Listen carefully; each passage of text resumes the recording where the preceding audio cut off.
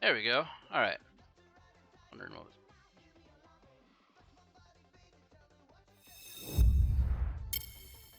All right. Hello, hello, hello. Hello, Gulmash. Hello. Good evening to you, Gulmash. Hopefully you're doing well. Khadija, hey, you got your computer back. Your computer is up and running. There you go. You had the energy today. I'm gonna hope you bring the energy every day. You gotta get up, get it going. You know, glad you could make it out here once again. It's been 3 days in a row for you, Khadija. I'm really happy. Hey, Steven, how we doing, my man? It's going absolutely well. Very well here today. FIFA King, hey, long time no see, my friend. Are you doing good? I hope you're doing really good. Haven't seen you in a while, but again, just hoping you're doing fantastic, my friend.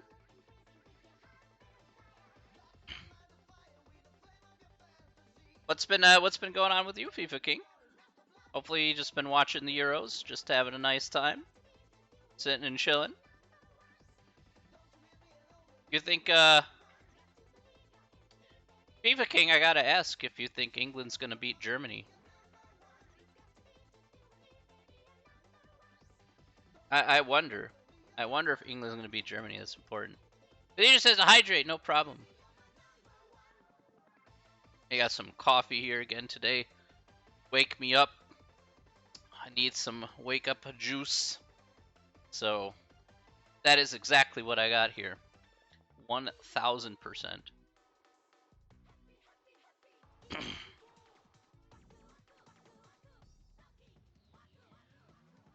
Yep, Dunkin' Donuts as usual. That's right.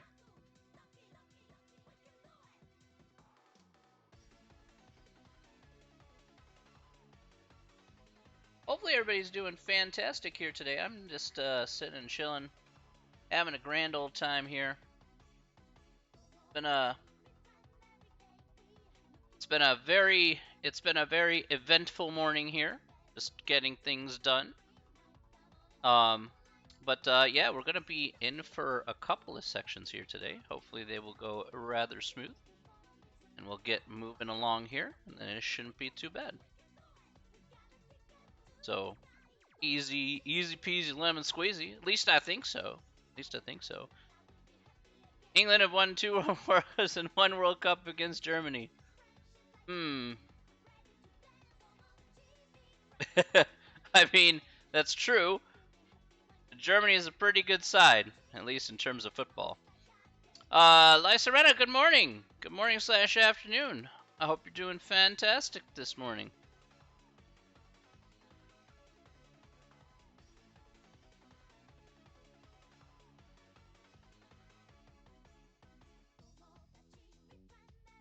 Man, we got the whole kit and caboodle here today. That's good. That's good. Good to see everybody here today.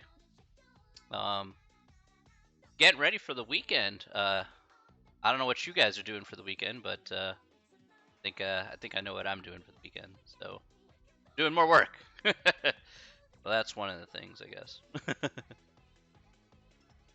Any plans for the weekend, anybody?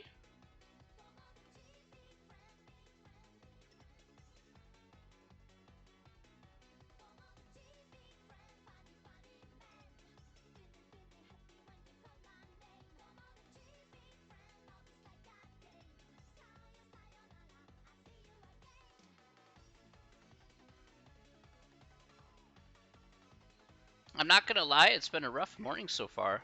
Staying positive. What are your plans? My plans are I gotta do a little shopping for some. I'm gonna remodel a little bit of my kitchen and my bathrooms. So just a minor remodel. It needs most of the money I'll spend is gonna be on the plumbing stuff. So all that stuff needs to get replaced. So that's gonna cost me a fair bit of coin. I gotta go shopping for a little bit of.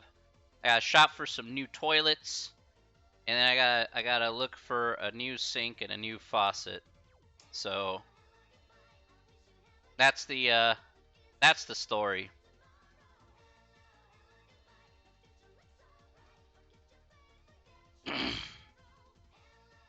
That's okay, Goldmash. You did pretty good. 75 ain't terrible. Means you just gotta do better the next go round.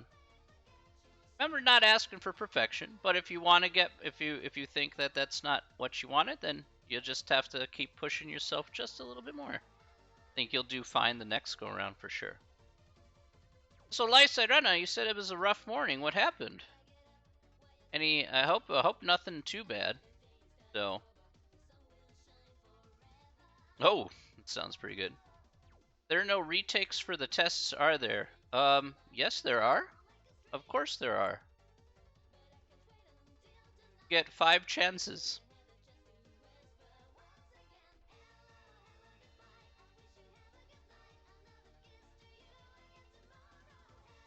Yeah, there are retakes. No, that's for the real test too.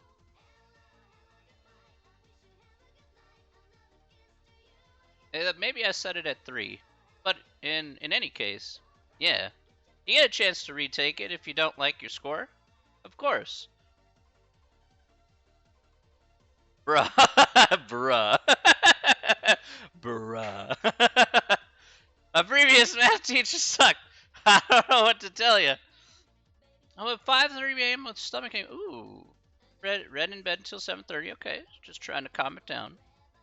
Instead of going to the gym like I planned, I fell asleep and woke up at 10:30 with oof. Oof.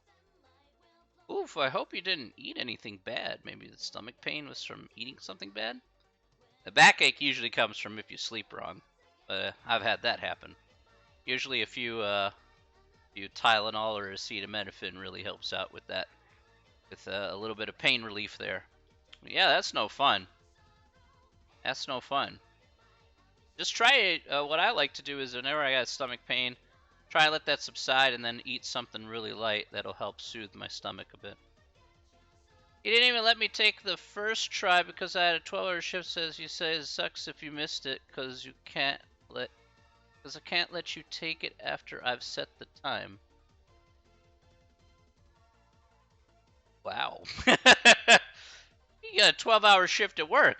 Look, I totally understand. For me, it's like, well, life's gonna happen. When you find the time and you pace yourself appropriately and you're not like overtaxed, then you're gonna do the test and then you'll do it. That's why the test is due at the end of the semester because, things are gonna happen this summer. Things are at a whirlwind pace. So I didn't want to be like super overwhelming at the same time. So, that was essentially my reasoning, essentially, Khadija. There's kind of a lot going on here. Is like boom, boom. So,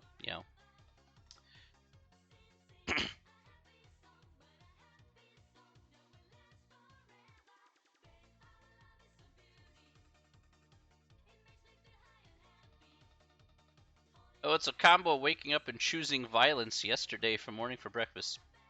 Ooh, spicy ramen hot sauce and woman. Oh, well, we'll digress from the woman things. I know what you're talking about here, but totally understand that. I have not experienced it, obviously, but understood. Yeah, the morning you're having spicy ramen. Oof, that's pretty violent on your stomach. Does need to make better choices. I can't argue with you there. I can't argue with you there.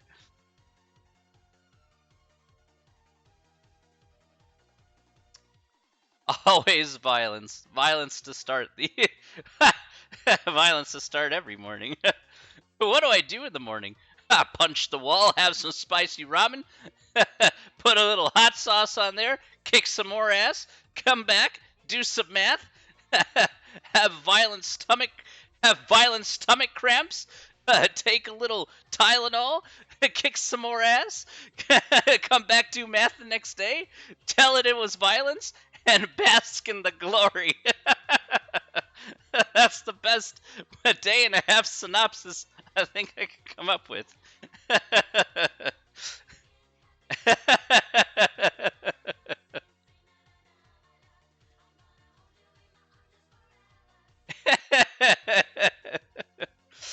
Oh my goodness. Oh my gosh, it's 12:04. Okay. All right. Oh, goodness me. All right. Let's get going, ladies and gentlemen. Let's do some intros here. I hope the music's not too loud. If the music is I'm trying to keep the music at a lower level, but hope the music's not too loud. You guys asked for music yesterday, so keep it chill like yesterday. So, all right, good stuff. Okay, let's go ahead and do some intros, and we're going to get started. Yay! All right. Okay, let's get started today. Welcome back to Thursday, end of the week time today. So today, ladies and gentlemen, today we're going to get into Chapter 4. Last time we finished off Chapter 3. Just as a friendly announcement to all of you here, Chapter 3 test has been posted, okay? So, and the practice test too. I finished with that. And just to let you know, I pared down, there was 85 questions actually to start with. And I pared it down to 34. So there are 34 questions there for the test. That was, I think, as far as I could probably go. But 34 questions, I think, is sufficient. And again, the same rules apply as it did for the previous one. So nothing's changing in terms of the rules and everything. So yeah, we have that ready to go. Let me actually check one thing here. Now that I'm thinking about it. I hope I made that change there, so if I didn't, then it's like I'm gonna be incredibly sad. Math question for you. 2,500 pounds minus 1,100 pounds. That's equal to my current weight and 1,400 pounds. That is what it's going to be. Either way, you either way, if you lose 1,100 pounds, there might be a lot of regret with that. So I guess regret is your answer if you lost 1,100 pounds on something you didn't want. Ah, okay. Then there's no regret for that. None whatsoever, boss.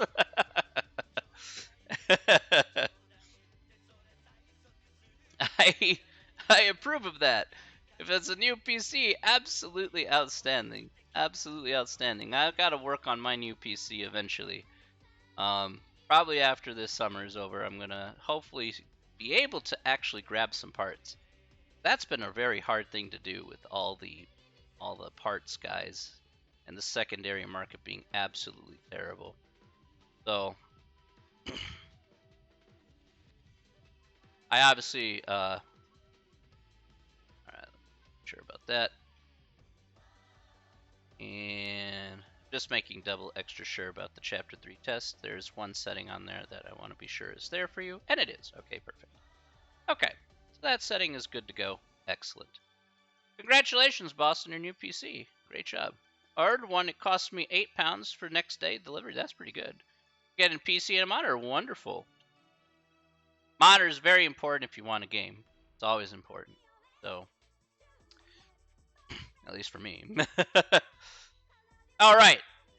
Well, we got to get into sections 4.1 and 4.2. That's the plan here for today.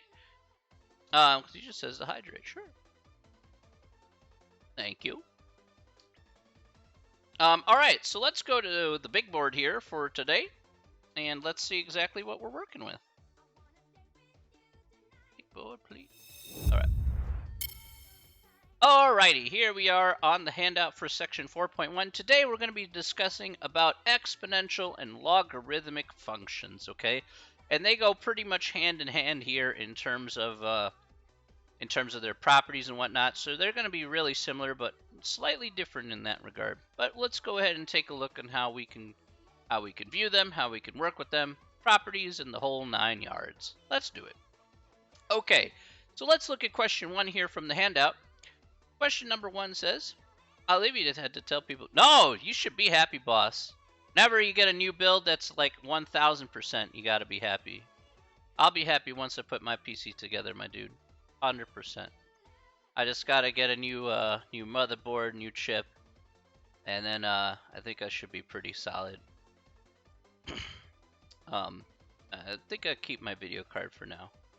But yeah, the setup is still really good right now, but it's getting old. All right.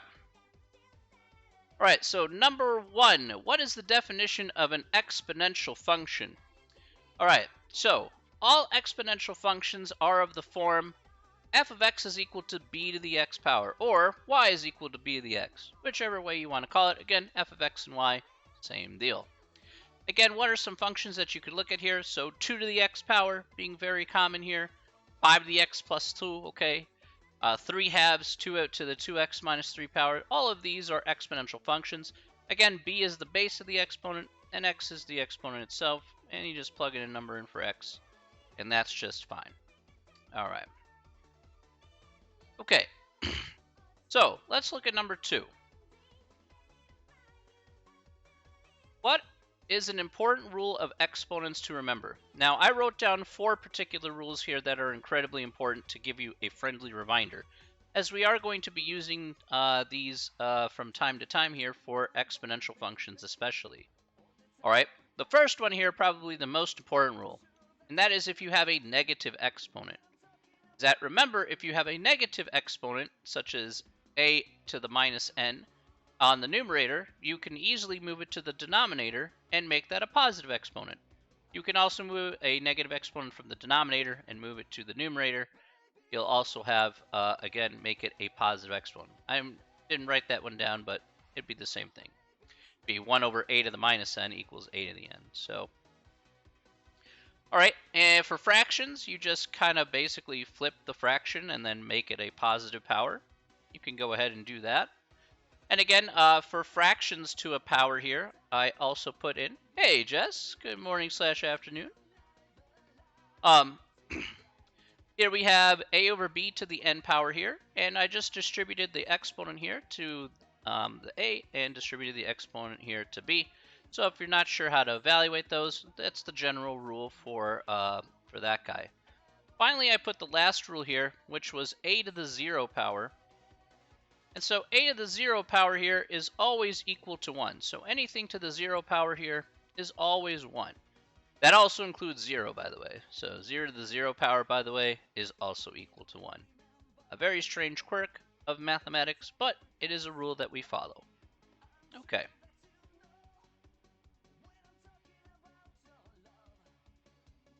Okay. Are there any questions about those so far? We're going to do an example here of a couple of things, but just showcase that. Alrighty. So far, so bueno. Alright. Alrighty. Now, let's take a good look here at number 3. Alright. So, number 3 says, how do we graph exponential functions and what are some characteristics of the graph? Now, we're going to show the case this off here by actually doing an example here, but these characteristics and properties are going to showcase themselves. However, I want you to completely understand about where I'm coming from this. This is for basic exponential functions only, okay?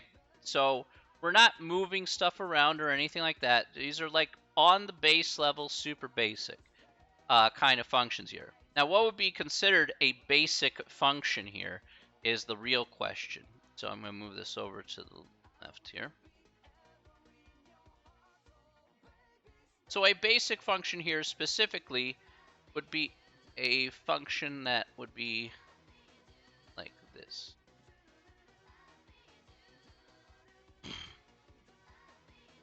Let's go with one of the examples I put up earlier here. Let's go with, let's see which way I want to put it. Yeah, I guess I'll put it that way.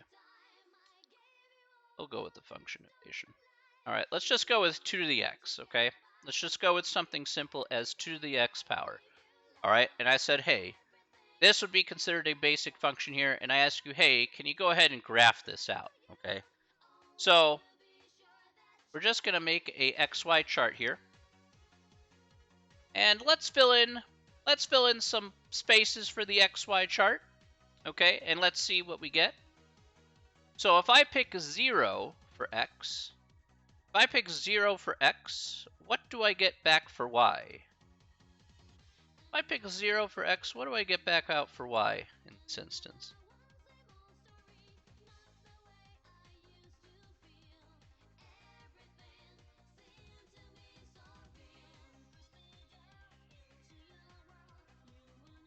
I get 2, I get 1. 2 to the 0 power. 2 to the 0 power is 2 to the 0 power 1. Uh-oh, 2 to the 0 power is 0. Uh-oh. Uh-oh. Well, I asked this question. Gotta clear this up. 2 to the 0 power is going to be 1. Remember our rule here. Our rule says a to the 0 power is equal to 1. Alright? So it's not going to be 0. 2 to the 0 power does not mean 2 times 0. 2 to the 0 power is its own unique thing. That's going to equal 1. Be sure to note that. Okay? That's why I put these rules here to give you a friendly reminder about these exponent rules. You see it, we use it immediately right away. Let's try another. Let's try 1. What do we get if I plug in 1?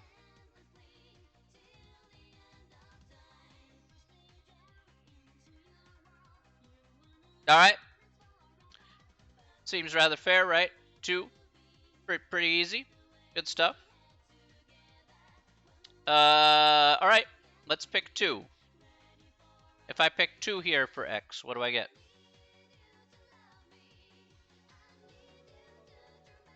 Hey, Raider64. Thank you very much for the follow. Appreciate you. That's very kind of you to follow. Thank you. 4. Okay, good. Alright, I'm going to pick another number here. What about -1?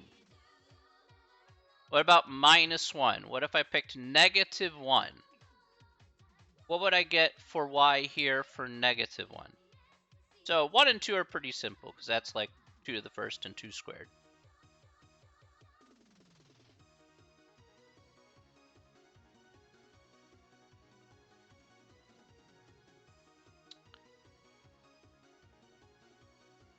Sure, Fritz.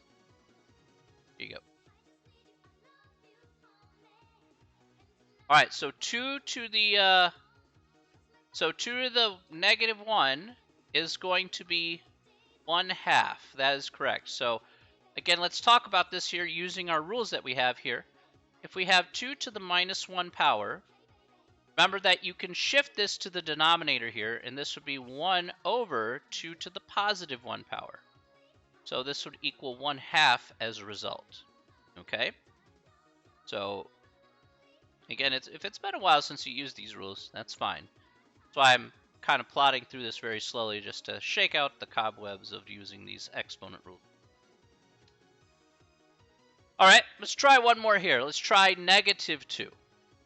What do we get here for -2?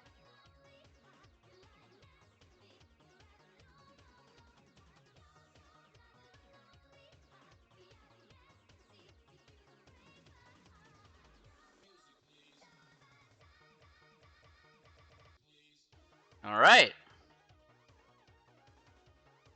A few people say 1/4. Alright. Okay, good. That's correct. So 2 to the -2 is 1 over 2 to the +2 power. So this is going to equal 1 over 4. That is correct. Okay, good. All right. Nice. All right, so again, that justifies, again, just using that exponent rule with negatives. It's how we can justify how we get our answer there of 1/4. Okay, so let's say I wanted to draw this graph out, okay? Now, this will be, of course, an approximation, because putting fractions is a little hard. But for at least 3 of the points, it's actually fairly simple. So we have 0, 1 here. We have 1, 2 here. 2 comma 4. We have a -1 comma 1/2, right about here-ish. -2 comma 1/4, right about here-ish. Okay, so here. Okay, so if we draw this generic graph, right? What's this graph going to look like here? This graph is going to trail off this way and it goes up this way. Okay, so this is the graph of 2 to the x, all right, using our 5 points that we found here. So now that you know what the graph looks like here specifically, now the characteristics and properties will start to make a whole lot more sense from at least a basic graph perspective. First of all, let's go down the list here that we have on the handout. First of all, let's talk about the domain of all exponential functions. No matter what you do, you can plug in any number into an exponential function and always get an answer back. All right? Remember, even for negative numbers, we can change those to positive powers, and then we can actually get an answer for that. Okay? And again, that's what we'll get here. So again, the domain here is going to be all real numbers, so negative infinity to positive infinity. The range here, as you can see for a basic graph, is going to be from 0 to infinity. So there's no because of our rule here of a to the 0 power being equal to 1, there's actually not a possible way for us to go ahead and get 0 here for a basic graph of an exponential function. Again, it gets really close to 0 here because you can have pretty small numbers like 1/4 and 1/9 and 1/16, but it can never equal 0. So that's why you can see here the range here goes from 0 to infinity. 3 basic points that we see on the graph, which are always pretty standard for basic exponential graphs, just like we have here for 2 to the x, is first of all we have the point 0, 1, which we do have here in this instance, again due to our rule here. 1, b, b being the base of our exponent, so in this case here that would reflect 1, 2, because we have 2 to the x power here. And then finally -1 and 1 over b. So again, we had -1 and 1/2 here, again, with our base being 2, flip it over. That's why we get -1 and 1/2. Also on the basic here is we have a horizontal asymptote here at y is equal to 0. So just like I mentioned here just a second ago, this graph is going to get slowly but surely very, very close to 0, but not quite touch across. So we do consider a horizontal asymptote here to be at y is equal to 0. Okay. Now, the last thing here is also very important, and that is says all transformation rules apply. Okay, so no matter what, all transformation rules will apply. That means shifting up, down, left, right, flipping over the x-axis. All that stuff is still going to apply here just as it was before. So they go through a painstaking process in the book here, but if you have your transformation rules written down from before, it is the exact same rules that we talked about from before. So again, nothing's really changing in terms of how we approach any transformations. They have the same exact meaning no matter what. Okay. All right. Any questions about that so far? I'm going to look at another graph here.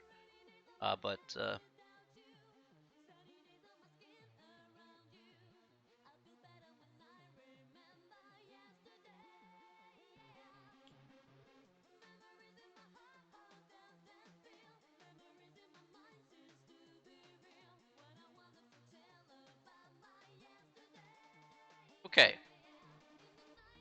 So, what I would like you to do here in this instance is the next example I'm going to showcase is going to be using this graph as a backdrop of 2 to the x power. Okay, so keep note of this particular graph here.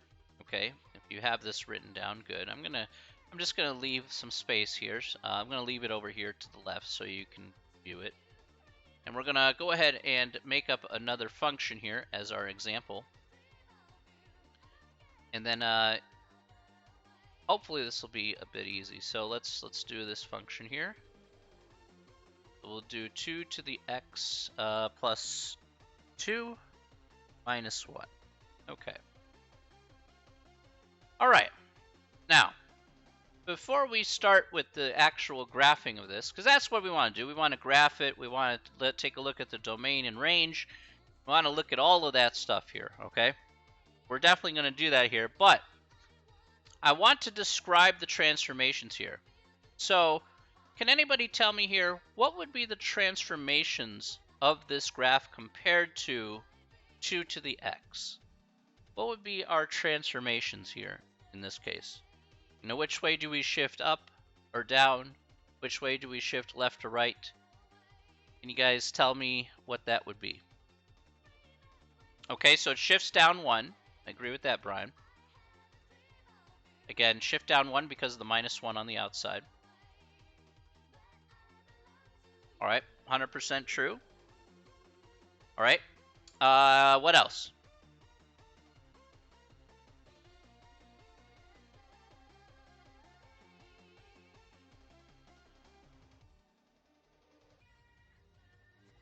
All right, good stuff. Okay, that is correct.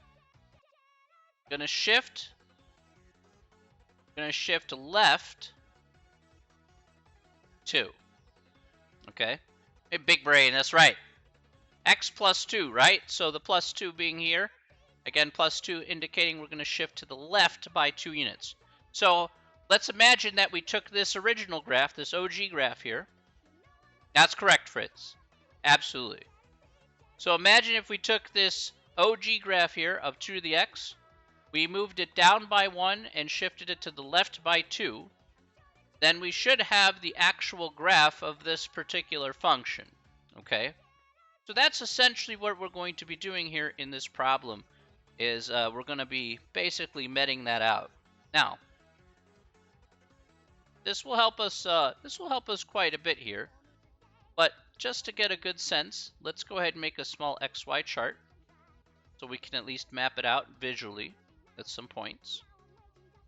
So let's start off with some points and then see what we're doing here. Again, we're gonna start off with, since we're shifting it left by 2 units, we'll start actually here with minus 2, because again, we're shifting it left by 2 units by predictability of transformations.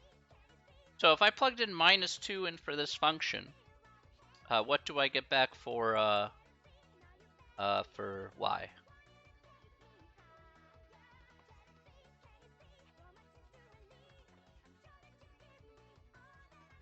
All right.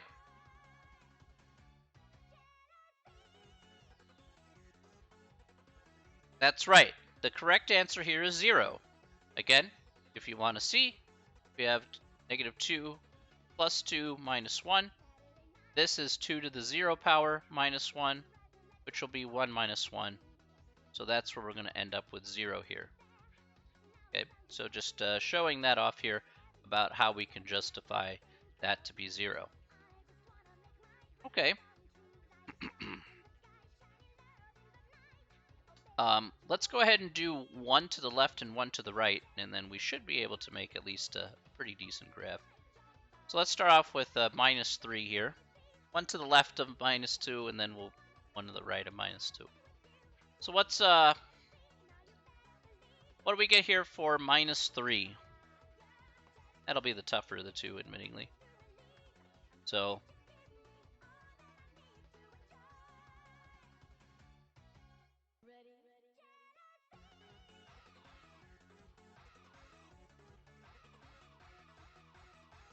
we get for minus 3 here.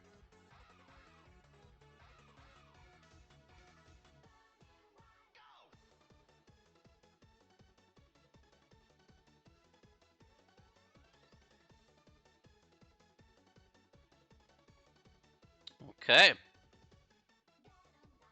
All right. Good, good.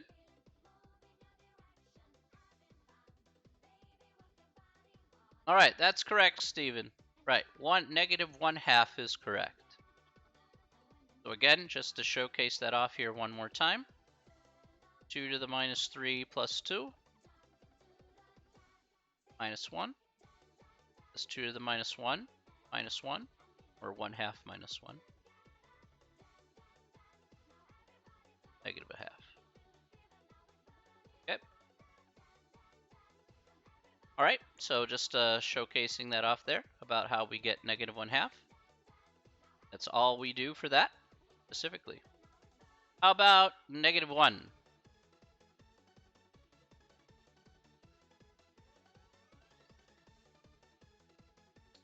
About negative 1.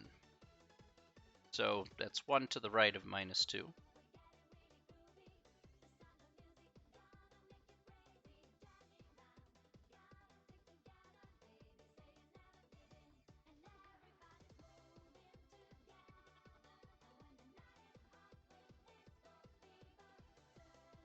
About negative 1. So I plug in x is equal to minus 1.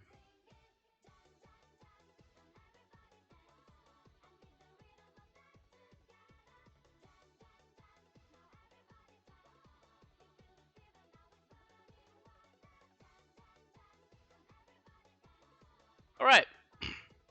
So negative 1 here is going to be positive 1. Oh, and 1. Wait, has there always been music in the background and I'm just noticing? Oh, that was Blink. That was voted yesterday. Everybody decided. Well, the class decided democratically, I should say, that we should have music in the background. So, yeah, I took it to a vote.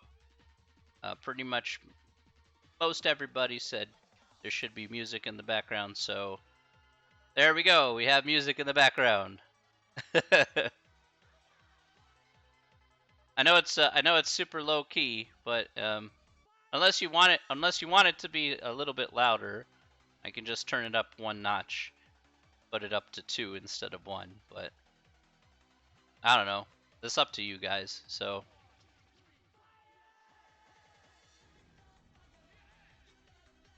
I'm just saying. No, it's fine. It mixes well. Okay.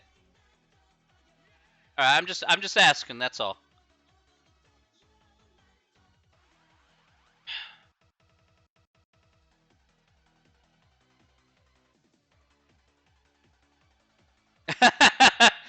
It's just like really. To be fair, Blink, I ask myself that every day. I only get the answer I usually get is, "Nah, you're just blind." That's the answer that I get because in reality, I am blind if I don't have glasses on.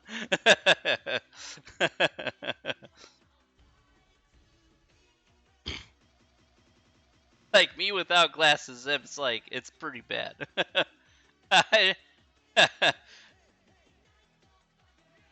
Like it's really bad without glasses. Me like Velma from Scooby-Doo just looking around with the glasses all the time. Like I can't see nothing.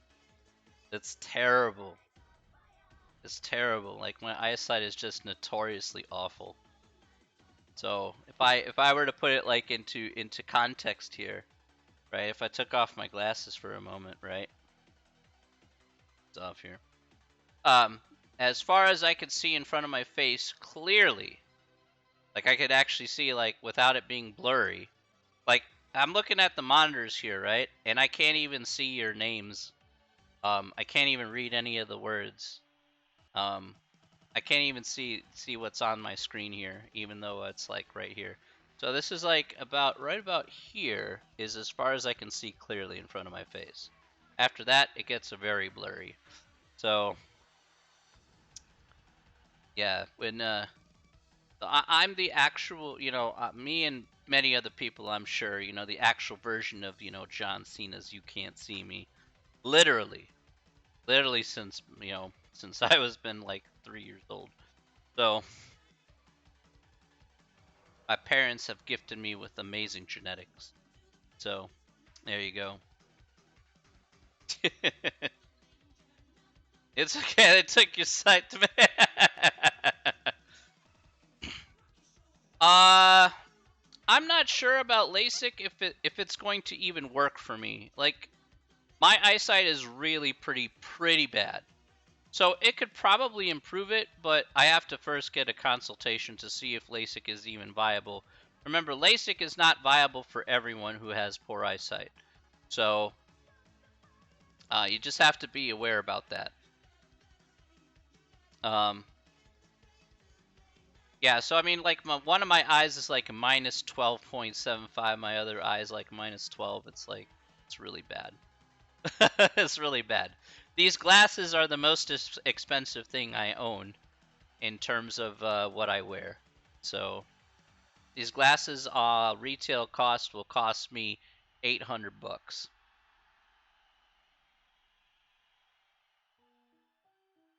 So I thought I was blind at minus 2.5. No. No, there are people who have yeah, these glasses are super expensive, so they're 800 bucks. I've had them for like a while now, about 10 years or so. But yeah, that's why I like wait before I get a new pair anymore. Equivalent exchange. That's why they made me that President. Thanks, Blake. Appreciate that. Every time I hear equivalent exchange, it always goes back to Full Metal Alchemist Brotherhood, man. Every time. What do you want for that metal arm? I want my mom back. All right, Edward. Okay.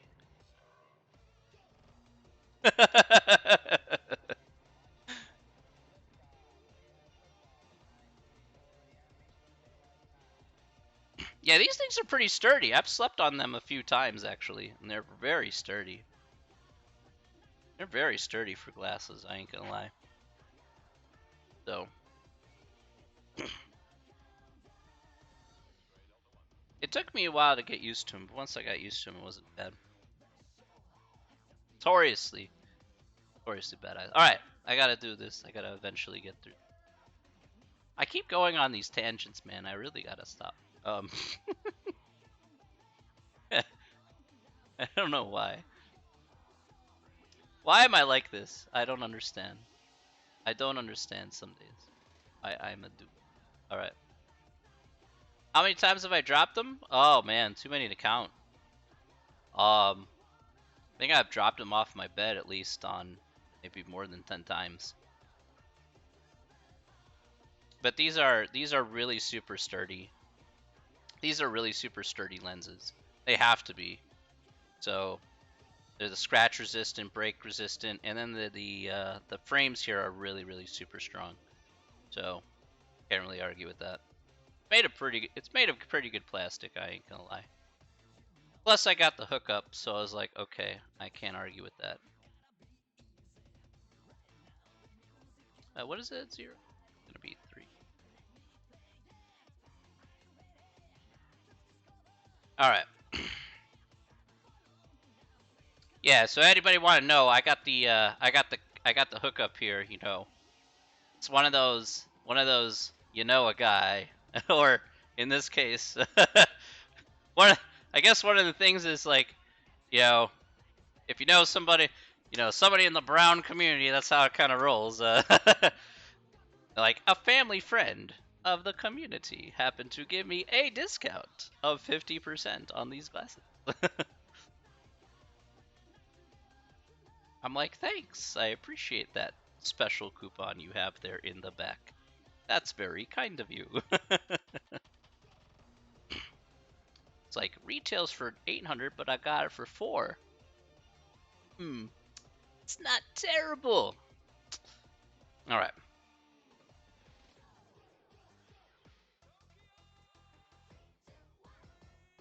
I ain't gonna lie. It is literal steal. It's almost like literal stealing.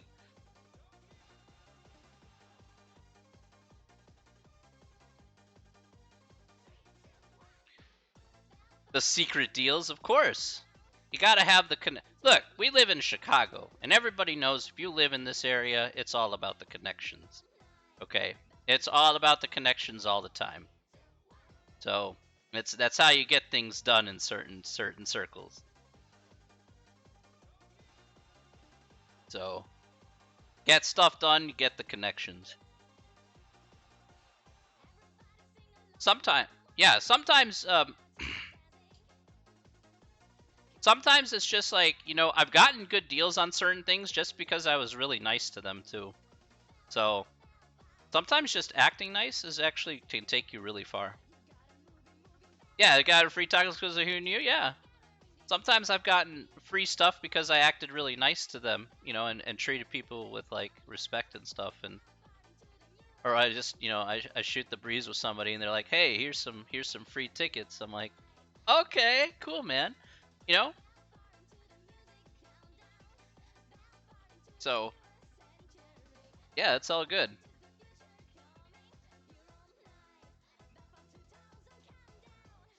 I've been able to forge good connections just because of that the smile deal. When you're, it's like if you work in retail and you treat somebody really nice, sometimes you'll get a nice deal because you know, I've worked retail before and it's not fun, you know, at times. So you make the person behind the cash register because you've been there before. If you've been there before, you make them feel good. Sometimes they'll throw you a nice little discount. Sometimes. So famous saying, not what you know, but who you know. What you know is also important. You gotta back that up, you know. You can't fake it till you make it all the time. Eventually it will catch up to you.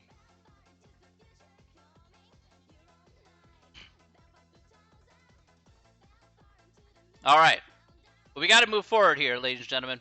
We gotta talk about the domain and range here of this function. Okay. Yeah, but who you know gets you what you want. The reality, it depends what you want. If it's something that you can get through somebody you know, then yeah, sure, that's plausible. But depends what you want.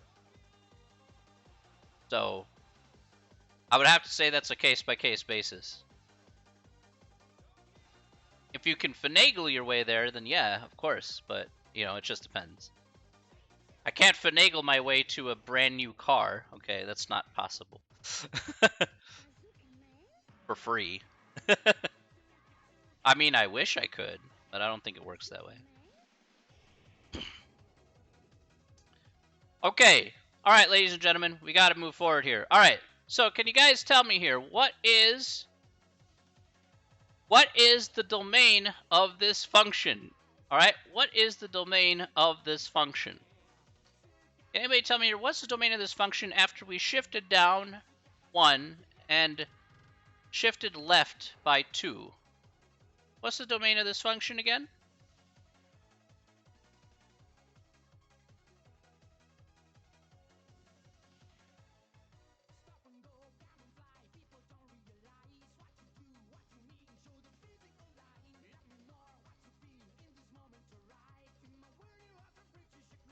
I'll give you a hint. It's the same domain that we've been working with for these exponential functions. All right, everything. That's correct. Lysairena. Yes. Everything works, okay, for the domain. That's correct. What is the range of this function? So the range here, I will tell you here, does change. All right, because the graph does shift.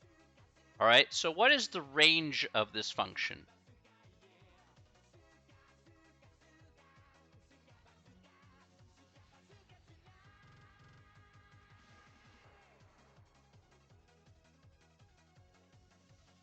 What is the range of this function? This graph did indeed shift down by 1. That is actually pretty important here for this particular problem.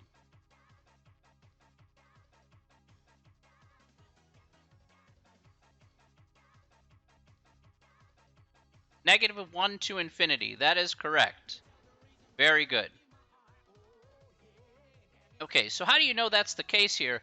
Again, if this is the original graph where we had from 0 to infinity being our range here, all right, that's again, the possible y values from 0 to infinity. But since we shifted this whole thing down by 1, now it changes from 0 down to negative 1. So negative 1 to infinity is what it is now. So that little shift down played a big role there. All right, and where is our horizontal asymptote? No bracket, no. If you take a look here, good question, Fritz. There is no bracket here. They are parentheses because it is the horizontal asymptote. Remember the horizontal, remember what an asymptote is, guys. An asymptote is where it gets really, really close to, but it doesn't quite touch. Okay? Y is equal to -1 is correct. Yeah. So since this horizontal asymptote exists, it's never going to be actually -1. So -1 is not included. That's why it's a parenthesis and not a bracket. Okay? Again, just based on the definition. So again,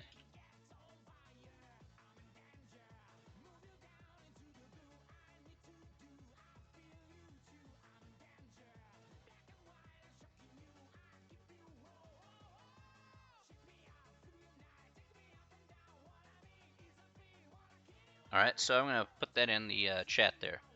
All right, an imaginary line that the graph gets really close to, but doesn't quite touch. All right.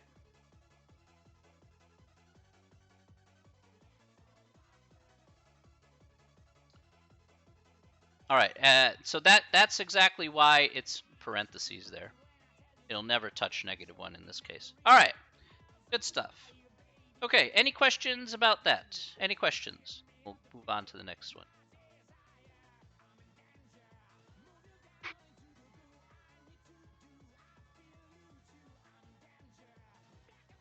The idea of infinitely getting closer but never touch Trish. I'm sorry, man. That's just how it is. Like if you watch football, right? And you say, okay, let's say you have a penalty inside the 15-yard line. You have a personal foul penalty. They always say half the distance to the goal, and you always take half the distance to the goal. But the thing is that you'll never actually reach the goal line. You know, because it's always half the distance, half the distance, half the distance. So you'll never quite touch the actual goal line. You're just going by halves, little by little.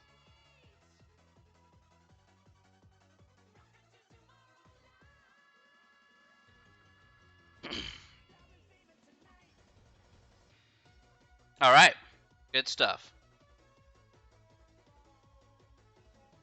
Okay, next. All right, the next one here. All right. All right, so next question here is we're going to talk about two important things. We'll start introducing a particular concept that'll be a little bit more expanded upon in the next section here. Have I ever seen Jujutsu Kaisen? I have not. I have not. I've heard a lot of people like Jujutsu Kaisen. I've heard. I've seen things on YouTube about it, but I have not seen the actual series.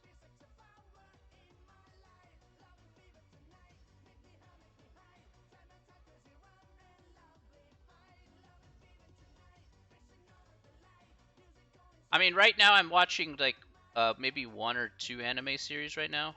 I'm watching Kumo-san desu ka? And what was the other series? It's been a while since I catch up. Oh yeah, I'm watching like Demon School Iruma. Yeah, that's what I'm watching. Watching season 2 of Demon School Iruma-kun.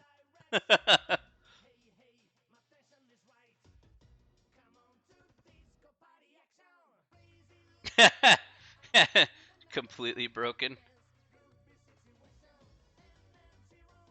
Parasite, The Maxim, and One Punch Man. Parasite was an interesting series, I won't lie.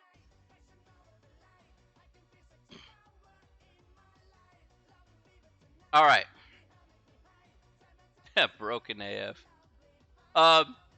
So, what are the formulas here for compounding interest? Let's talk about compounding interest, and we're going to take a look at 2 types of compounding interest. The first one here is compounding over a period of time, and then the second one here is going to be talking about continuous compounding. Okay?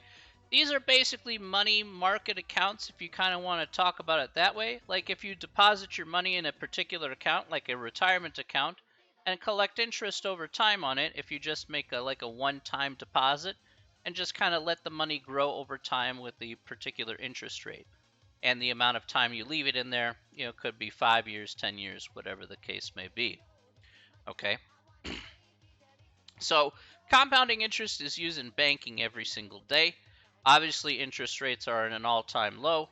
But yeah, it is what it is. All right.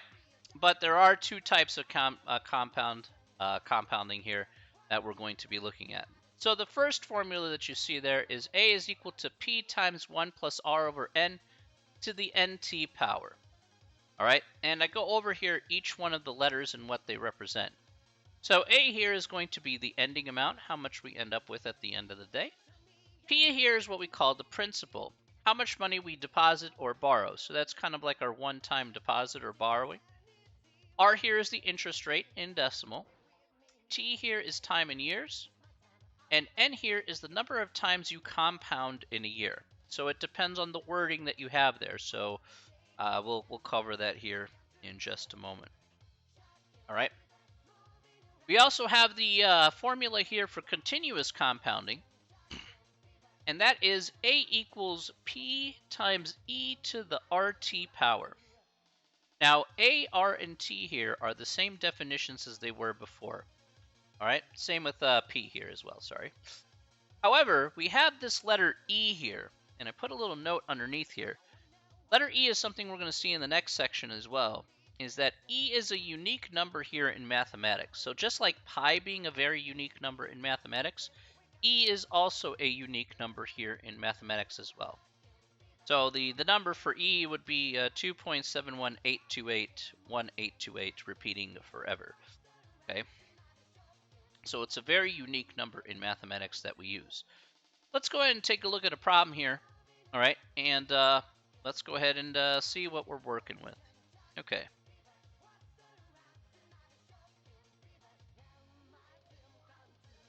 I'm going to actually put that on the left. And I'll need the space for you to look at the formulas.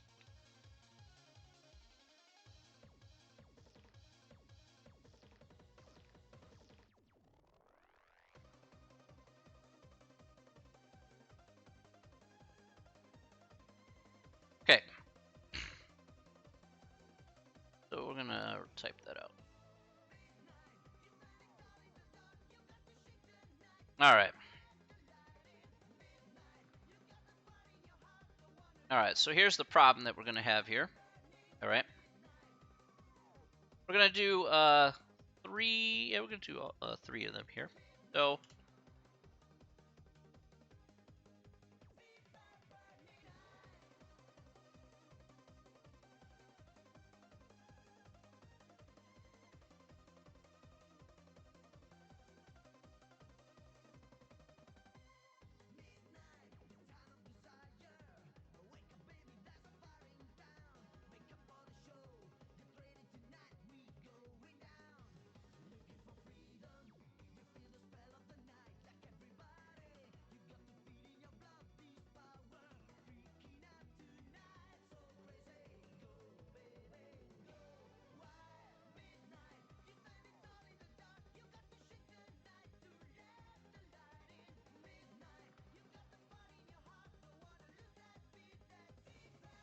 all right, there we go. Okay, so here we have find the accumulated value of an investment of $10,000 for 5 years at an interest rate of 5.5% if the money is compounded semi-annually, compounded monthly, and compounded continuously. All right, so we're going to look over each part here using the formulas that we see here on the left-hand side. So let's talk about the very first one we see here, compounded semi-annually. So again, at least what we can do here is to set up our problem here appropriately. We first have our principal here of $10,000. Okay, so we have 10 grand here as our P. We also have a time T here is equal to 5 because that's going to be 5 years. Okay. Now, this is compounded semi-annually. Okay, we also have an interest rate, by the way. Oops. Let's at least put that here. Okay. What is 5.5% as a decimal, by the way?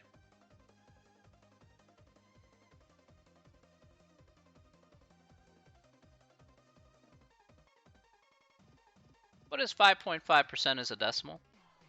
You guys answer that for me?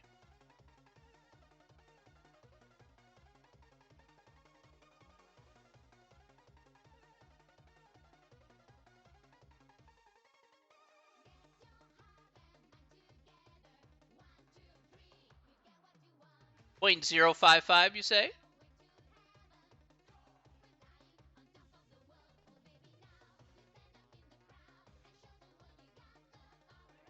Is that your final answer? Yeah?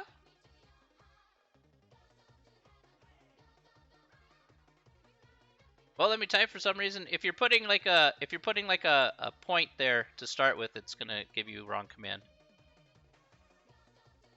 Yes, final answer? Okay, good. Sometimes I'll get people to say 0.55, in which case that's not correct.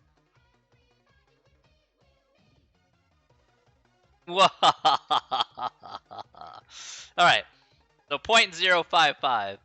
Alright, tried to trick you guys. You guys got me. Alright, that's fair. Just divide 5.5 by 100. 100% correct. That is correct. Okay. Now, what we have here specifically is we have words here that basically are going to tell us what n is going to be here.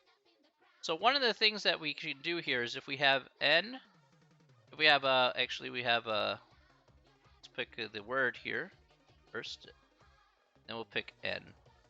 So depending on what word they give you here, all right, the word here like semi-annually. Let's go over each of them here because having these for the notes is helpful.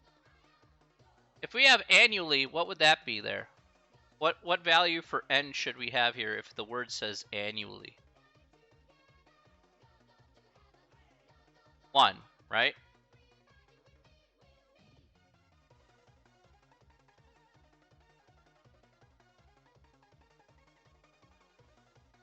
How about semi-annually?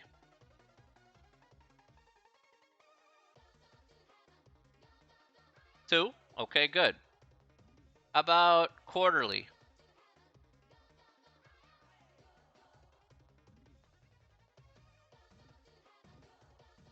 4. Okay. How about monthly?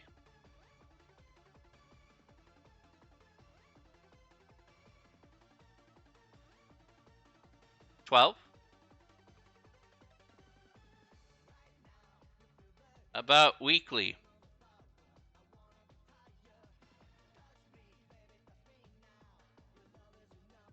52. 48. 48. 48 weeks in a year? Oh no. Oh no, Steven. It's not 12 times 4. There are extra weeks. Uh-oh. Uh-oh. 52. GG's. That's right. That's why I asked the question. Look, to be fair though, Steven, I've heard that answer a few times, okay? So don't be embarrassed. It's not the worst answer I've ever gotten when I asked that question. It's not the worst answer I've ever gotten for that question. One time, I asked a student, how many weeks are there in a year? And then she basically looked at me, she said, are there 47 weeks in a year? Like 47. I was just like, 47? How do you come up with that? 47? I was like, wait, what? 47? You, I'm just like, huh?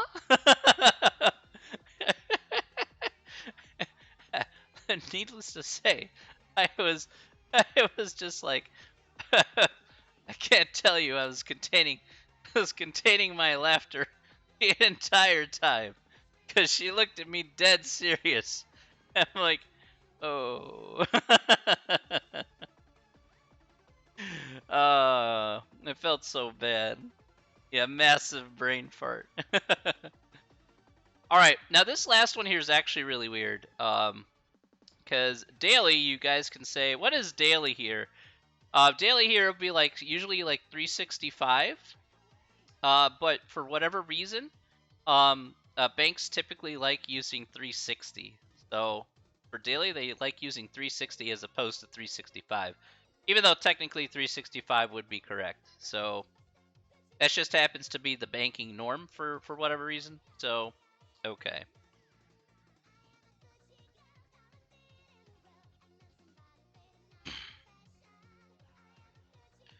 All right. I'm not sure why they use 360 as opposed to 365, but not for me to know. All right. In any case, that's basically how we can get those down. All right, so let's set up the problem here appropriately. All right, as there is something else that we do need to show off here. So we have A here is equal to P, which is 10 grand. Then we have 1 plus R over N. So 0.055 over, and since we are semi-annually for this first part here, oh, sorry, Brian. Thanks for reminding me. I gotta make that bigger. I bet on that. My face is in the way. I'm sorry it's too ugly. My apologies. Okay.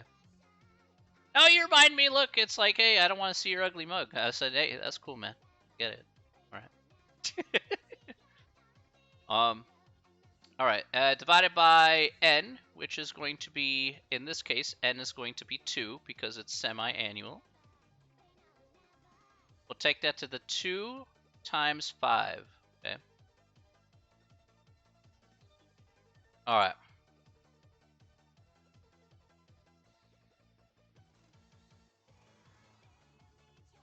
Okay. All right, so this is what we have here for this part. Now, actually, I probably should go faceless cam for this part here. So, here are the no face cam. Okay, now this is the equation that we have here in this instance. Now, we want to find out this answer here. The next part I want to show off here is how you would enter this into the calculator. Okay, that is the next part I want to show off here. So, this is the equation. I'm going to open up the calculator here next.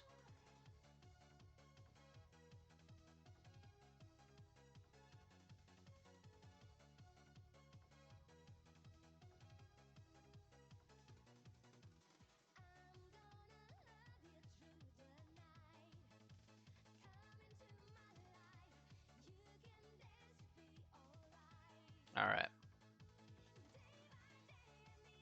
Okay, so to enter this into the calculator, what you should do is to take it one step at a time. Okay? One thing you should not do is try to enter this in all at once. It will be a disaster. Okay, so instead, we're just going to take it one piece at a time.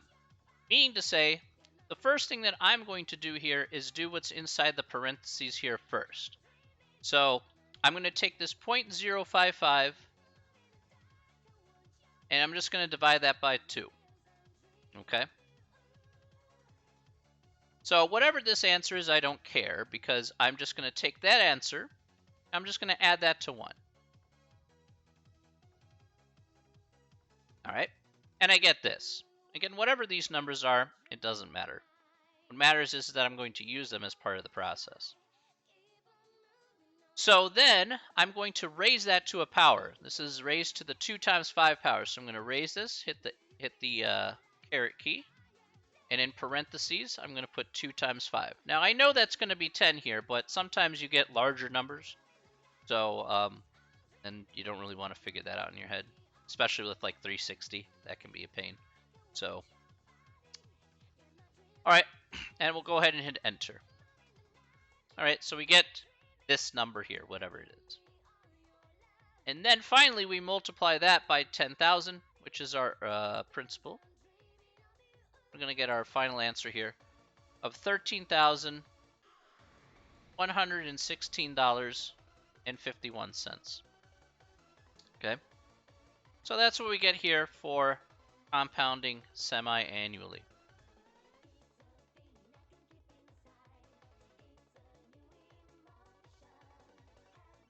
All right. Questions about that before we move forward?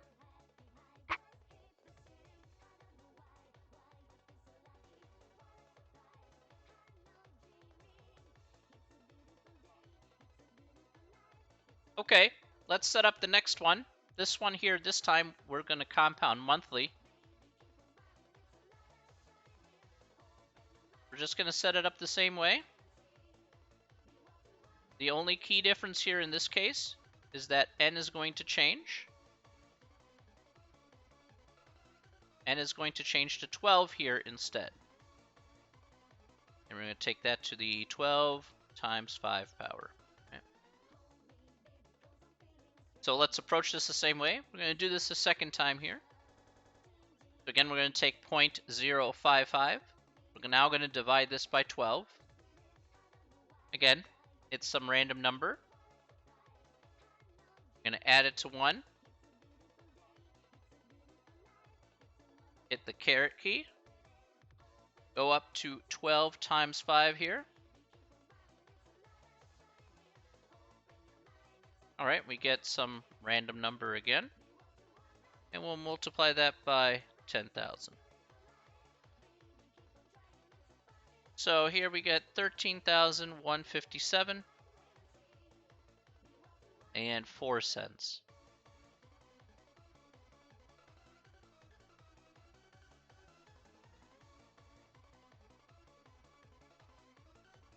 Okay.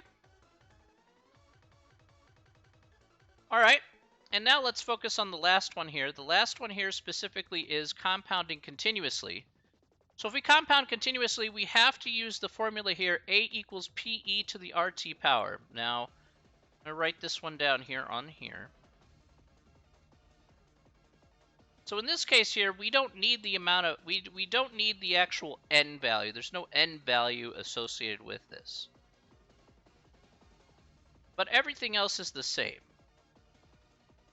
So A is equal to 10,000. Again, we have this letter E here. We have R, which is 0.055. And time T here, which is 5. Now, in this instance, I'm going to show you how to get letter E to show up on your calculator here. Also, what's nice about at least this formula is you can go ahead and enter in everything all at the same time because it's actually relatively easy to put in all in a straight line. Okay, so let's go ahead and do this out right now. So we're going to put 10,000 here first. Now to get this little e here, okay, you're going to hit the second key and the LN key. That's next to the number 4 to the left. So the second key and this LN key, and you'll see that you get the E that we're referring to here.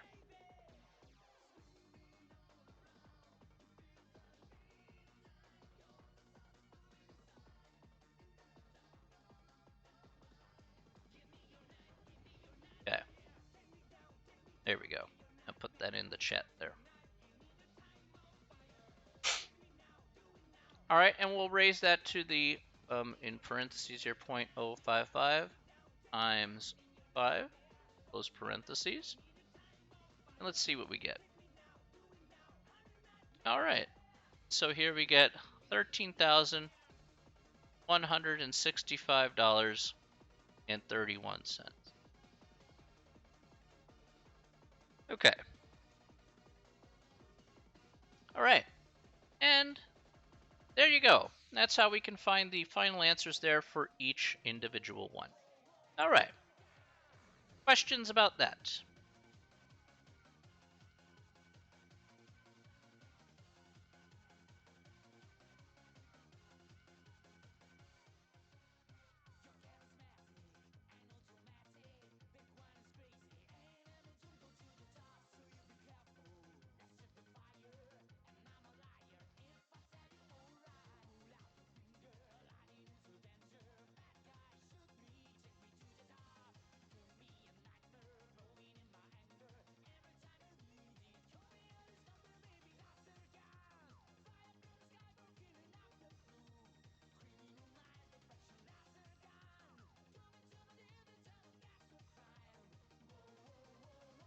All right.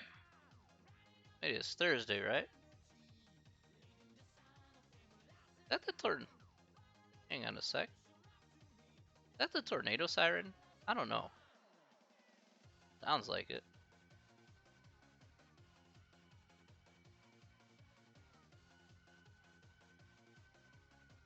Hang on a second. Give me a sec. I can hear that too. It's Tuesday. It's Thursday. Well, clouds out here are not bad out in Schaumburg, so it's definitely in the song. I had to double take on that actually. All right. It definitely is a tornado siren, but I don't see anything out there. So, well, won't really matter from where I'm sitting. I'm on the first floor, so either way, I'm screwed. So, okay. I've been through tornadoes and earthquakes before, so yeah, it's not the first Tuesday of the month, so there might be something legitimate. Yeah, if you're in Palatine and mine here in Schaumburg is definitely going off. We're supposed to get rain.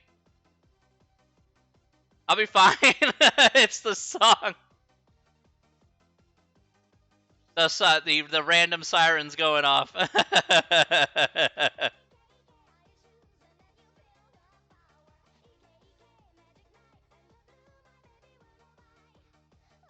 Well,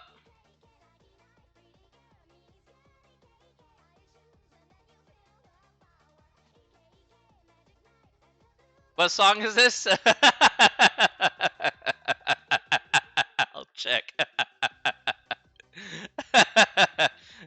Cause he just like, nah, a tornado. It's not a tornado siren. It's just all sirens. All sirens are just gonna go off.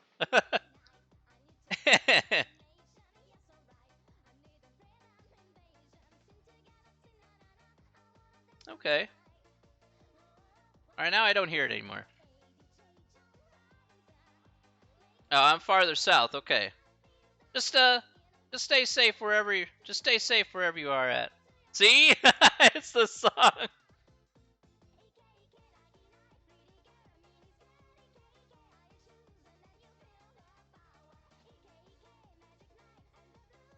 That definitely was the tornado siren.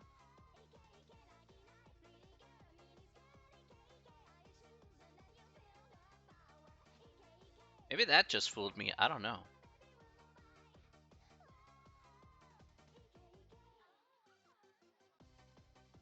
I mean, yeah, it's not wrong. It's really coming down. Hopefully some hail. Okay.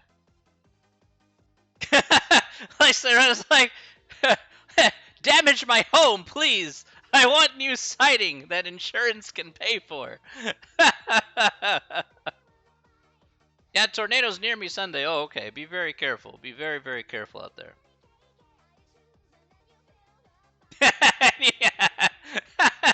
Fritz.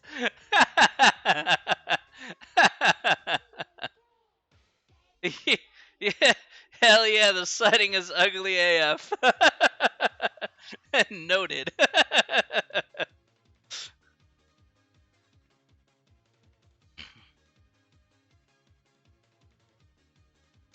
Oh my gosh, it's too funny. Okay. All right, next. Let's go over the next one here. We've gotten so Mother Nature is the world's worst serial killer that has never been caught. So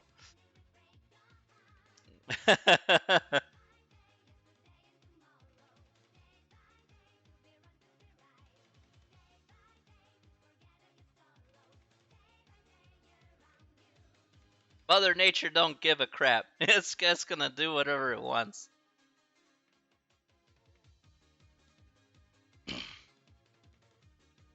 Mother Nature's like honey badgers, alright? Same thing.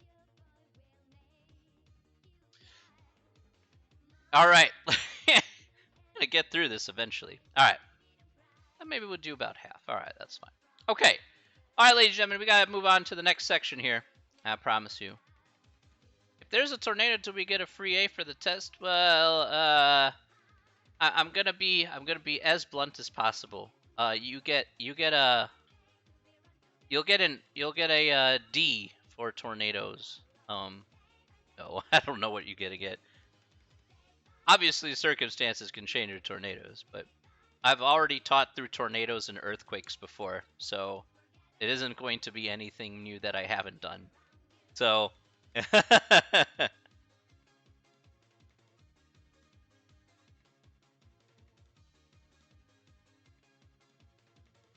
what if a tornado swoops my Chromebook away? Get a new Chromebook. Chromebooks are a few $100s. It's not terrible. Like, Khadijah's trying to find every out in the book, and she meets like the one teacher that would teach through tornadoes and earthquakes. Like, ah, man, there ain't no excuses. Microburst comes through town, I'm still teaching. Tornado comes through town, I'm still teaching. Earthquake in the middle of the lesson, I'm still teaching. Hey, there are free points in this class. There are free points in this class. You just have to take advantage of them. That's all. We college students, we broke 20.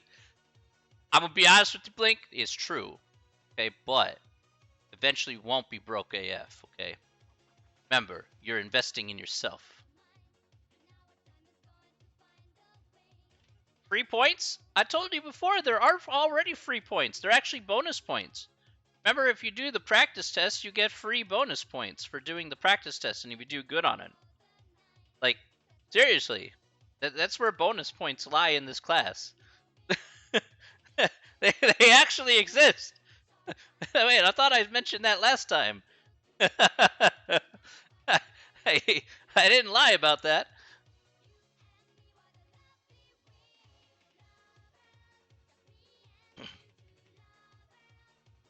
I was trying to be like as it was like, okay, it's there.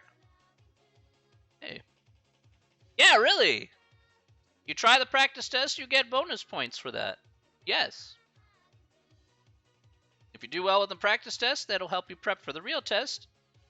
Get those bonus points for trying that practice test.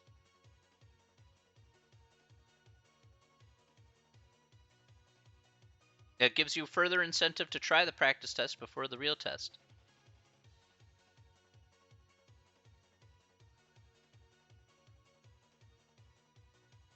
Yeah, it's a win-win for everybody, man. It's exactly as you said. 100%. I totally didn't take it to heart. Wait, you thought I was lying? Hey, look, I understand that maybe some teachers have lied to you in the past. I understand this. But I ain't gonna lie to you in this class, alright? That's not how I operate. I want to be fully transparent. Joking, not lying. Yeah, look, no, I wasn't joking. I tell you, on the serious, I ain't gonna lie to you in this class. I'm gonna be fully transparent. When it comes to points, I know how serious everybody is about that, so I don't joke about that. I could totally understand if you have trust issues, because teachers tell you one thing, they go back on their word. But if I declare something, that's just how it's going to be, okay? I'm not going to go back on my word just because I'm the teacher. I told you, I don't abuse my authority that way. As I said in the first day, we're all equals in this class, and I want to be as transparent as possible about what the expectations are. So, I'm not going to be that guy who's going to be like, go back on my word. If I say something, then that's pretty much how it's going to be unless I have very good reason to go against it. Then I'll certainly let you know. How many points do you get for the practice? Up to 10.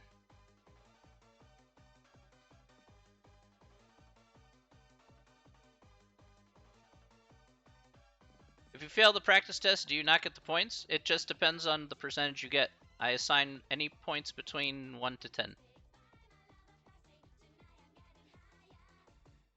So at maximum, you could get 50 bonus points for the class.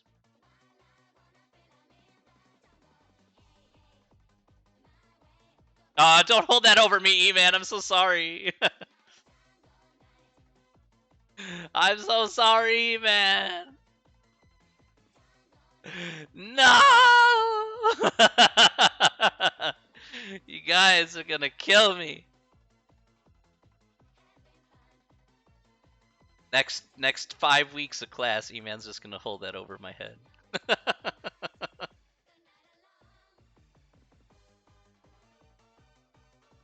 Class is not over. Only you want it to be over.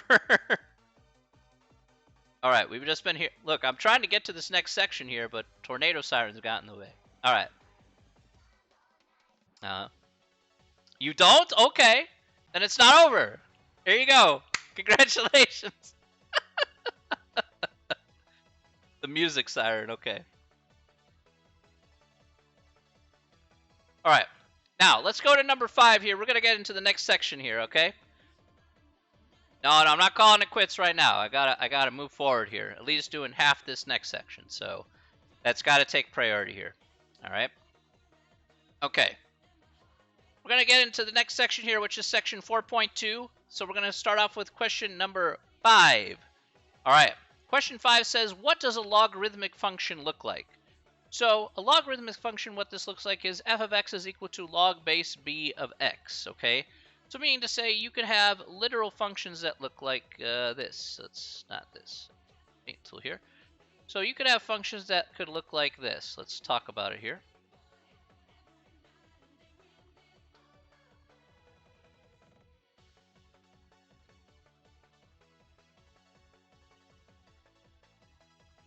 All right, so we have f of x here is equal to, again, you could have, say, 3 log base 4 of x plus 2.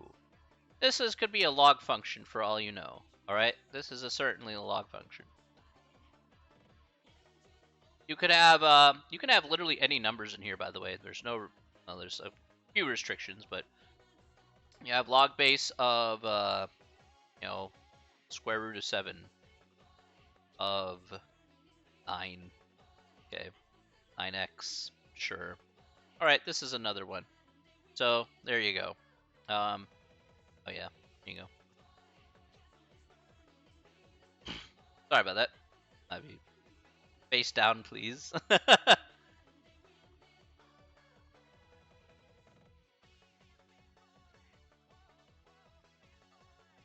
right. Not bad. Okay, so these are just some examples that you could have for functions. All right, these are just a couple of random numbers examples. Really, we're going to be looking at logs that look just like this. We're going to be evaluating them. We're going to be graphing them. We're going to be looking at properties, because there's certain properties there of logarithmic functions that we're going to be using, not just in this section, but in the next section, okay, for sure. All right, so this kind of goes hand in hand for what we're doing, what we did in the previous section here for exponential functions, but this also applies to the next section when it comes to its properties. A lot of connecting lines here when it comes to logs. All right, now let's look at the next question here. More importantly, the next question here is probably one of the most important questions into understanding logs, at least from a very evaluation sort of perspective here. It says, what is the translation of a logarithmic function to an exponential function? So this translation here is something I'm going to be referring to over and over and over again. Because, like, if you do a log here, you can't necessarily do all logs on a calculator. That's not entirely plausible. Okay, some calculators won't allow you to do, like, different log bases. So how do you make this a bit easier? You translate it back into an exponential function. So here's how it works. It says y, let's say you had a log equation here of y is equal to log base b of x, okay? That's going to translate to b to the y is equal to x. Now I put in a very important note here, okay? And please be very careful about this translation in one respect. I want you to note the position, okay? Note the position of where each thing goes, not the letters themselves, okay? Note the position of where each thing goes and not the letters themselves. Some questions, for some reason, decide to flip letters around. They decide to make it a little bit more confusing. So in order to remove that amount of confusion and, in certain questions, what I decided to do was I'm like, okay, just note where each part goes. So if you say, so basically I'm saying, okay, where you see the y, that number here, you can, instead of calling it y, because you can literally put any letter there, that's the number on the outside here, is going to be the exponent that you have here. This base for the log here is going to be the base of your exponent. All right, this number you're taking the log of is what that's going to equal at the end of the day. So that's what I'm kind of referring to as the position here, as opposed to the letters themselves. All right, just note where each piece has to go in order to make that proper translation. So let's go ahead and take a look at some examples here on how we can go ahead and put those together. And we'll go ahead and take a look at some of those properties that you see below as well. So, okay. All right. So first and foremost, let's try this. Let's just at least use this translation properly first.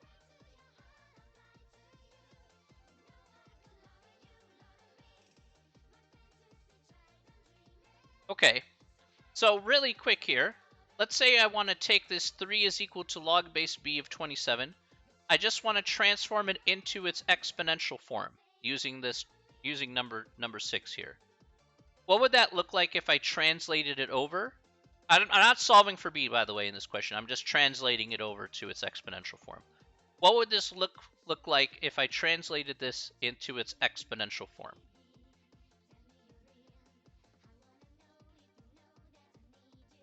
What would this look like here?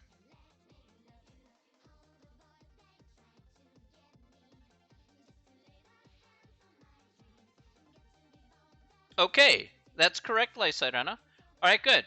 So we take that base of the log here will be b. The number on the outside is 3, so that's going to be our exponent, and that's going to equal the 27. Good. All right, excellent. Let's try another one here. Sure.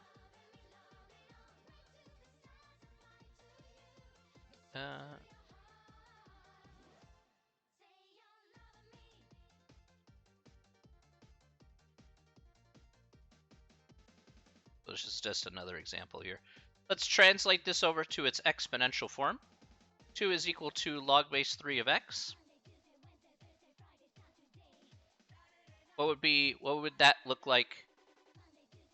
What would that look like if I translated that over?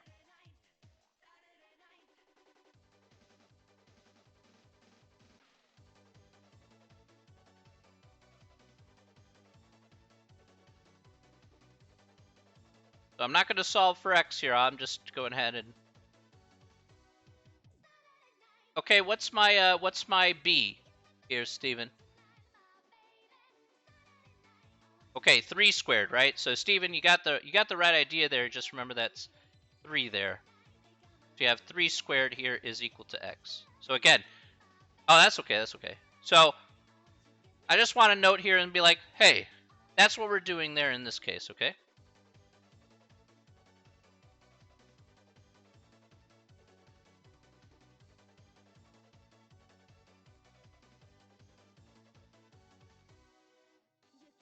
All right. Okay, now what we're going to do here next is we're going to take a look at some problems here, and now we're actually going to solve. Okay, so we're going to actually solve here. So let's take a look at some here.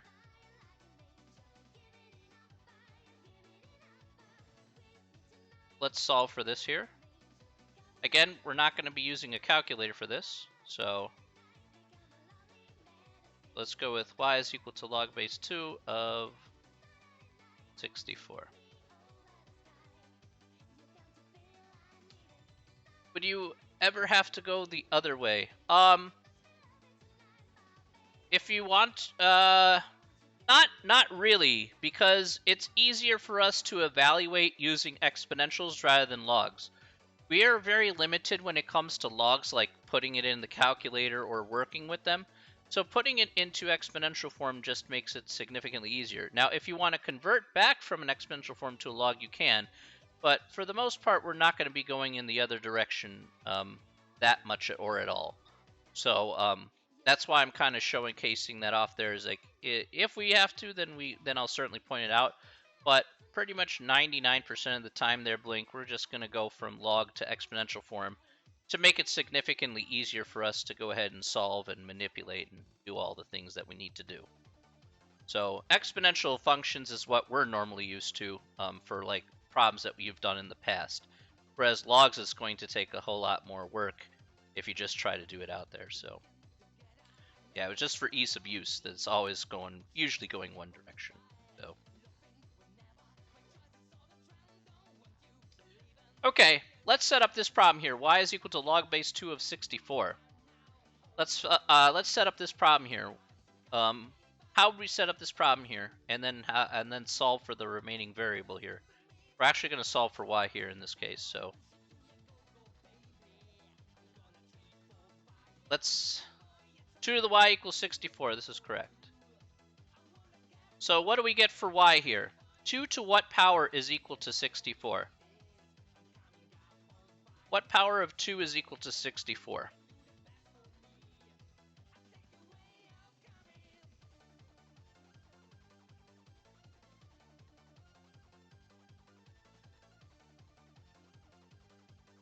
What power of 2? 2 to some power is 64. 2 to the 6th power. That is correct. Good. Correct. So the answer to log base 2 of 64 is 6. Okay? That'll equal 6.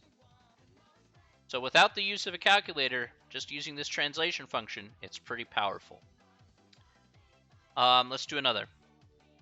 Oh, that's a good one. Holy cow. All right.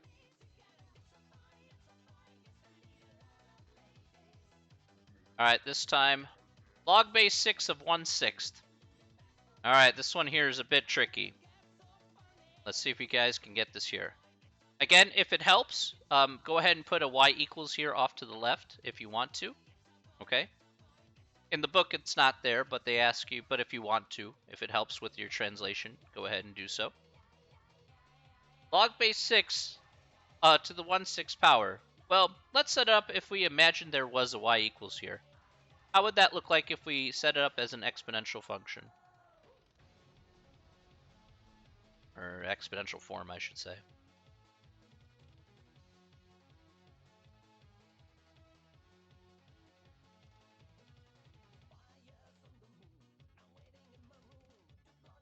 Okay.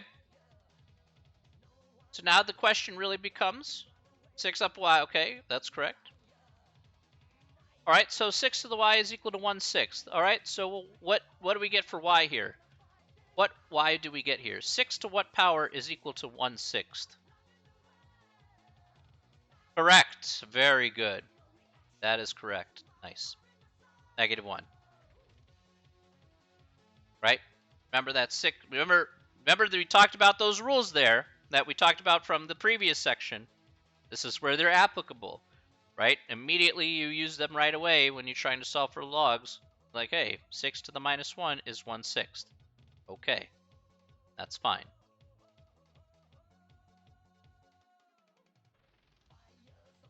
Like I said, a lot of things connect here in this section. So there's certainly value in that. Let's do another one.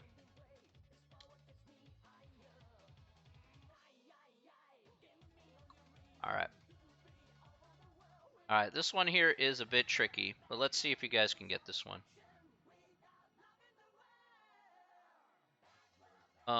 Yeah, let's do that one. Log base 5 of square root of 5.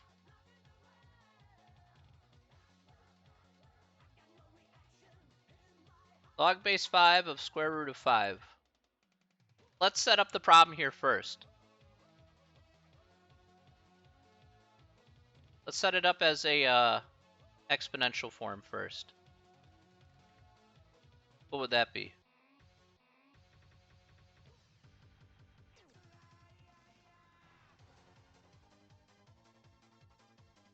Okay.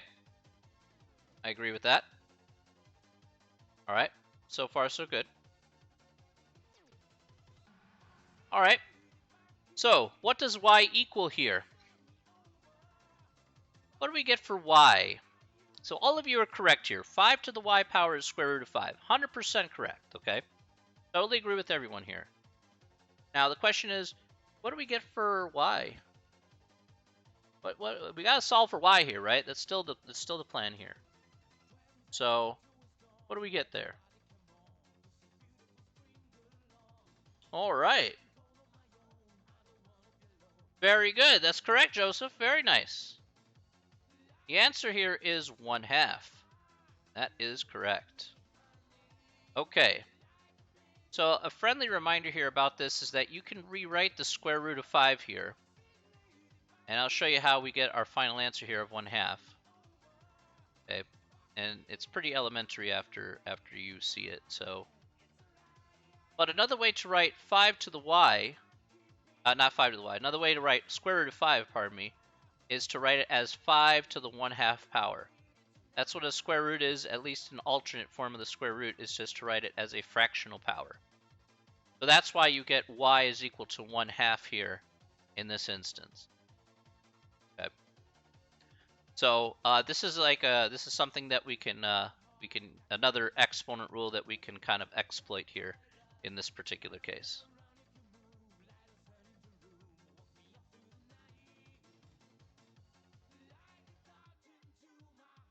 Again, like square root of x here is x to the 1/2. Same dealio. Thank you for the hydrate, Joseph.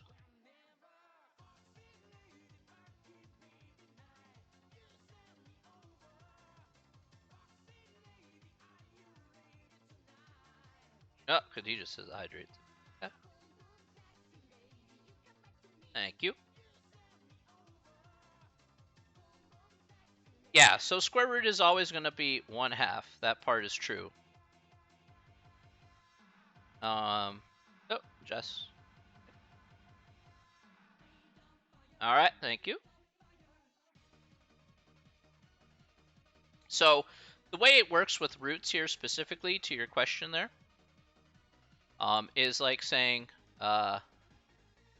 if you say like the cube root of x is equal to like x to the 1/3 power. Okay.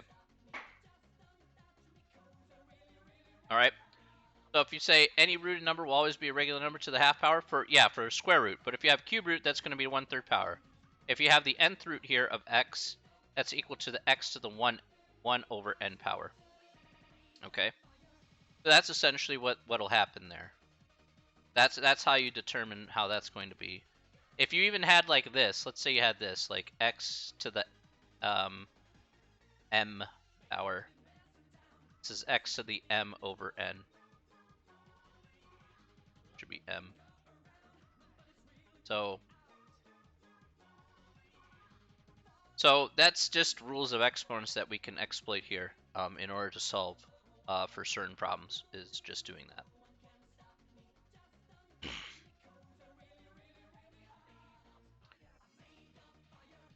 Thank you for the hydrate, Josie.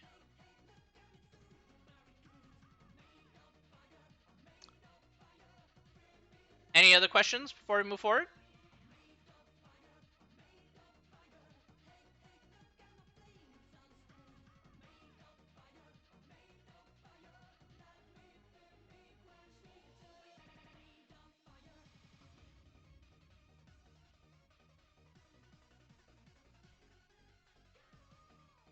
Okay, now what we're going to look at next is, now that we know how to evaluate these logs here, what we're going to look at here next is we're going to look at some properties of logs to remember. So this will be the last thing we're going to look at here in this instance. And that is, what are some properties of logs to remember here? So these are some general properties of logs that are also going to be very important. So let's take a look at this first one here. It says if we take any log of 1, any base b, it doesn't matter what log base that we take, but log base b of 1 here is always going to equal 0. So doesn't matter what value we choose, okay, for b, but log of 1 here is going to be 0 at the end of the day. There you go. If we take log base b of itself, so log base b of b, that will equal 1. Essentially, you could do the exponent rule here. You'll have b to the first power is equal to b. So that's why that works out in the way it does. Okay, so we have log base b of b is equal to 1. Now, the next two here, here's how I liken the next two, and I'll just showcase how I'm going to approach it here in future problems where this is applicable. log base b of b of the x is equal to x. Now, the way I look at it is like this, and probably for a lot of people when I show it this way, it makes a whole lot more sense for a lot of people. To remember this rule here, log base b of x is like saying if you cancel out the log base b and you cancel out the b, and that just leaves you with x left over. So if you just cancel them out and you just get whatever's left over, that's what it's essentially going to be equal to. So people like canceling stuff out, so I show it as kind of like a canceling thing. So,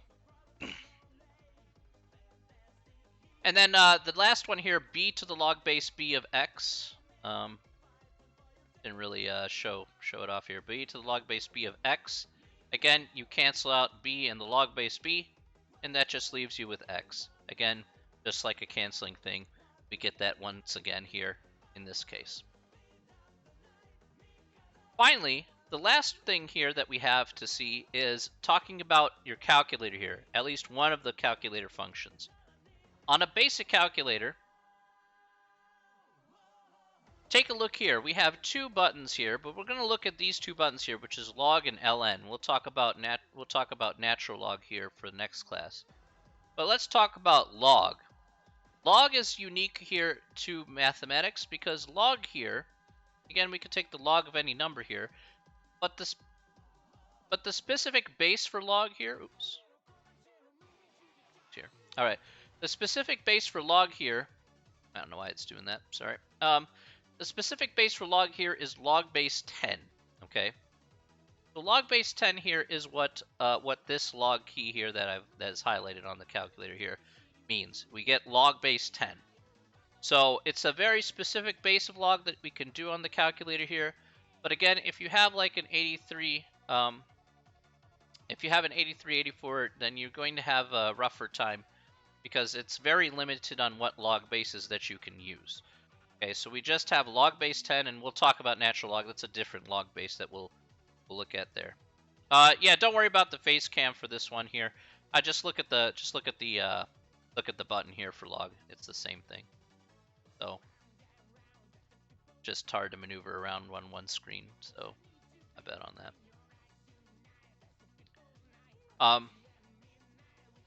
Okay. All right, so we're going to talk about how we can manipulate that if necessary. Now, if you have an Inspire, on the other hand, you can do log bases of any log base that you want on an Inspire. So Inspire is a pretty robust calculator, but you can do it on an Inspire. But Inspire is like an overkill for this class. But if you have one, because you got it, then hey, you can go ahead and use that at your whim. Okay. Right. Any questions about properties of logs? Any questions about that?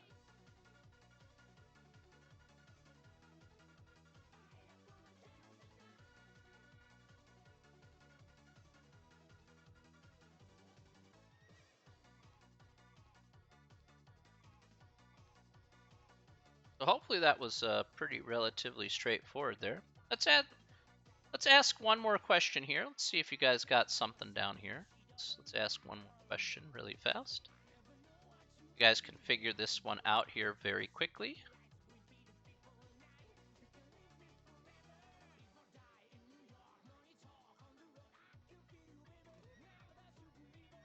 All right, what's this equal to? 8 to the log base 8 of 57. What's that equal to?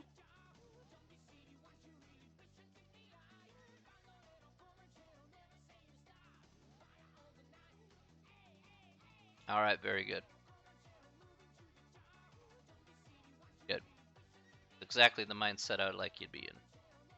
Cancel that stuff out, leaves you with 57, right? Straight up. Canceling is easy, so there you go.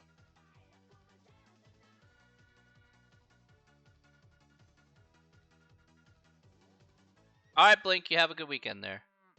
Have fun at the dentist. The dentist, yes. We'll see you next week, Blink, okay?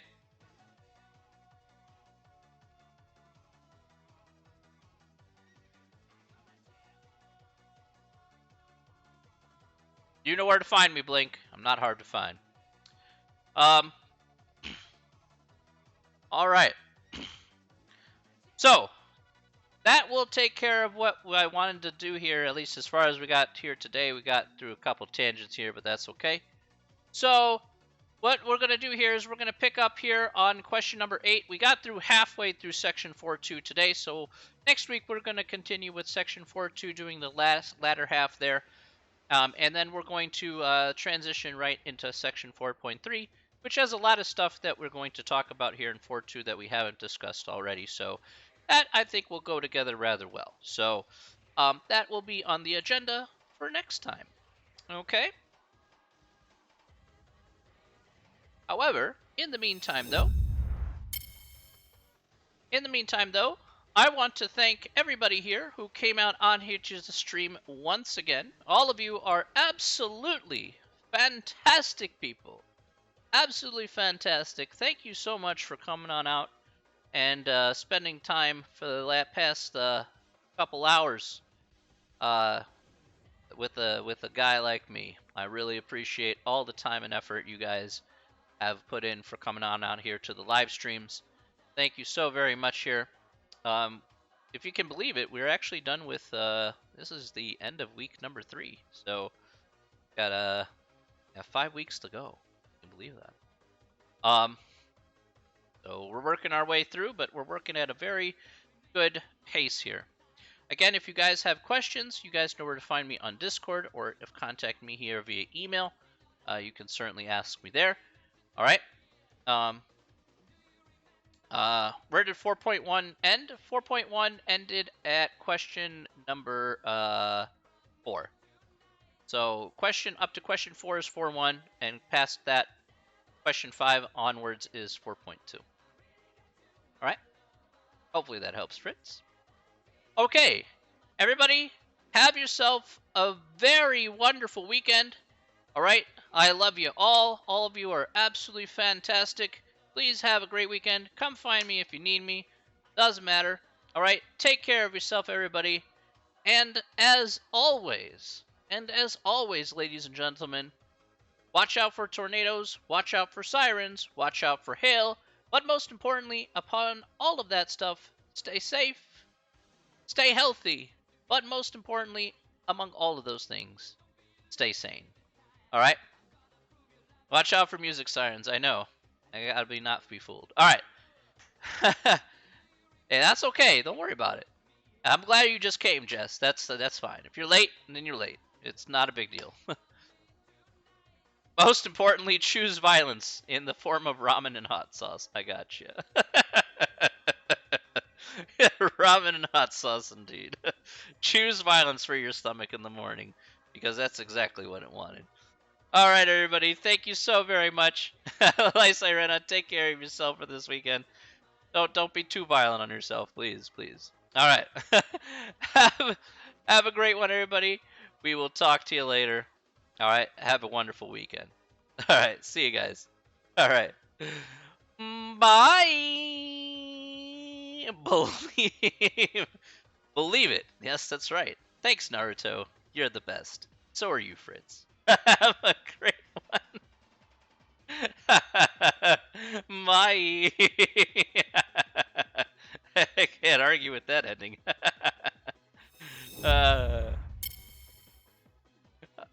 Take care, everybody.